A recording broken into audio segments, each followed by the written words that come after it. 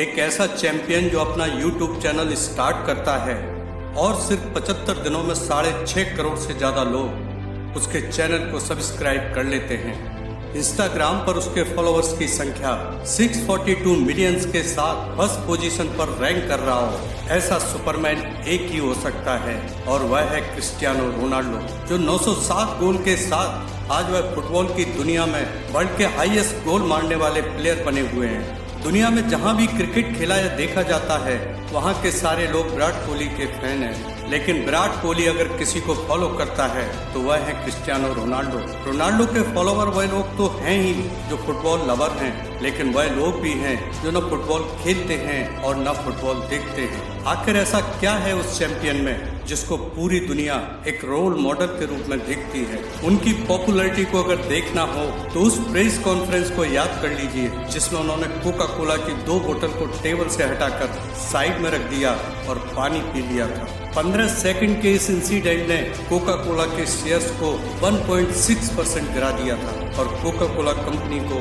लगभग $4 बिलियन का नुकसान हो गया था। रोनाल्डो की इस पीसी ने पूरी दुनिया में उनको सुर्खियों में ला दिया था। रोनाल्डो की इस इथिकल वैल्यूज को दुनिया ने सैल्यूट किया और वह लोगों के दिलों पर राज करने लगे। बिकॉज ऐसा करने के लिए बहुत हिम्मत चाहिए, क्योंकि कोका कोला फुटबॉल का बहुत बड़ा स्पॉन्सर था और आज कोई भी क्लब हो या बोर्ड, सभी पर स्पॉन्सर्स का बहुत बड़ा प्रेशर रहता है। दूसरी तरफ हमारी फिल्म इंडस्ट्री के टॉप फिल्म स्टार और क्रिकेटर्स जिनके पास पैसे की कोई कमी नहीं है, फिर भी और पैसे कमाने के लिए करोड़ों यूथ्स को पान मसाला खाने के लिए इंस्पायर करते हैं। रोनाल्डो सिर्फ एक सफल फुटबॉलर ही नहीं है, बल्कि एक फिलॉसफर और मोटिवेटर भी है, जो उन फैमिली वैल्यू को सपोर्ट करते हैं जिसको वेस्टर्न कल्चर जानता ही नहीं है। मैं कोई फुटबॉलर नहीं हूँ जिस वजह से रोनाल्डो का फैन बना हूँ, बल्कि उनका लाइफ के बारे में जो एक फिलॉसफर एटीट्यूड, जिंदगी को जीने का अंदाज, फाइटिंग स्पिरिट और जीतने का जज्बा, इन सब क्वालिटी ने मेरे अंदर एक क्यूरियोसिटी पैदा कर दी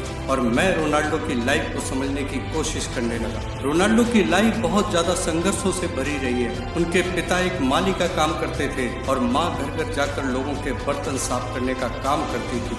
आर्थिक स्थिति इतनी ज्यादा खराब थी कि उनकी माँ नहीं चाहती थी कि रोनाल्डो इस दुनिया में आए, इसीलिए उन्होंने अबॉर्शन कराने का डिसीजन लिया, लेकिन डेस्टिनी को कुछ और मंजूर था। रोनाल्डो को इस दुनिया में आना था और आकर साबित करना था कि आपका आपके जन्म पर कोई अधिकार नहीं है कि आप कहाँ पैदा होते हैं, लेकिन अपनी जिंदगी को कैसे जीना है यह पूरी तरह से आपके कंट्रोल में है। और आज वही रोनाल्डो दुनिया का सबसे ज्यादा रिच प्लेयर है। मैंने उनके काफी इंटरव्यू देखे और उनकी लाइफ को स्टडी किया तो मुझे लगा कि अगर रोनाल्डो फुटबॉलर नहीं भी होते तो जिस काम को करते उस काम में भी वह टॉप पर होते। आज मैं उनकी लाइफ के कुछ ऐसे प्रिंसिपल्स पर रोशनी डालने वाला हूँ जिनको अमल में लाकर कोई भी इंसान एक सफल और बेहतर जिंदगी जी सकता है। रोनाल्डो कहते हैं, जो कुछ करो अपने लिए करो। मैं अपने लिए खेलता हूँ, मैं कोच के लिए नहीं खेलता, किसी और से जीतने के लिए नहीं खेलता, मैं खुद से जीतने के लिए खेलता हूँ। हम लोग जो कुछ भी करते हैं, चाहे स्पोर्ट्स हो, स्टडी हो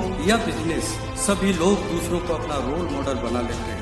मुझे विराट बनना है, मुझे सचिन बनना है, लेकिन वह यह नहीं जानते कि विराट कभी सचिन नहीं बना और सचिन कभी गावस्कर नहीं बना। जब तक आप दूसरों से अपने आप को कंपेयर करते रहोगे, कभी भी अपनी ओरिजिनल पावर को नहीं पहचान पाओगे। आपका कंपटीशन दुनिया में किसी से नहीं है। अगर आपके कंपटीशन में कोई है तो वह आप खुद हैं। हर बार सिर्फ अपने आप से ही कंपटीशन कीजिए तो हर बार और ज्यादा बेहतर होते जाएंगे। बहुत से लोगों को आई एम द बेस्ट कहते सुना होगा, लेकिन आई एम द बेस्ट तो सही मायने में किसी ने अपनी जिंदगी में पूरी तरह अप्लाई किया है तो वह है रोनाल्डो। एक बार एक इंटरव्यू में उनसे पूछा कि क्या आप दुनिया के बेस्ट फुटबॉल प्लेयर हैं, तो उन्होंने जवाब दिया कि हाँ, मैं यह मानता हूँ कि मैं बेस्ट प्लेयर हूँ। उनकी इसी मेंटालिटी ने उनको बेस्ट बनाया है। रोनाल्डो कहते हैं, आप किसी भी स्पोर्ट्स में हो, आप में कितनी भी क्वालिटी हो, आपके कोच कितने भी अच्छे हों, लेकिन अगर आपके अंदर आपका बिलीफ सिस्टम स्ट्रांग नहीं है तो आप कुछ भी हासिल नहीं कर सकते। आप जो कुछ भी हासिल करना चाहते हैं वह सिर्फ आपके अपने लिए होना चाहिए। अगर आप अपनी फैमिली, अपने फ्रेंड्स और अपने इंस्टीट्यूट के लिए कुछ कर रहे हैं तो उसमें कभी भी 100% नहीं दे सकते। लेकिन जब आप अपने लिए और सिर्फ अपने लिए करते हैं तो आपके पास कोई बहाना नहीं होता। फिर चाहे आपको 20 घंटे भी मेहनत क्यों न करना पड़े, आप करेंगे।